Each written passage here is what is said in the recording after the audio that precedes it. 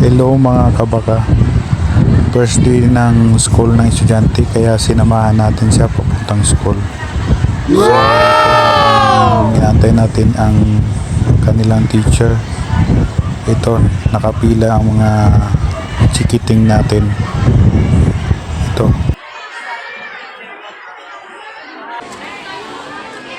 What are you doing? Ito na si teacher. Hinahanda na yung mga bata para pumasok sa school room nila at pila-pila. Sinamahan na rin ng mga magulang nila. So mga kadaks, mga kabaga, maraming salamat po sa panonood ng video ko at paki-like na lang at paki-share. Don't forget to follow. Maraming salamat. Keep safe tayong lahat. God bless.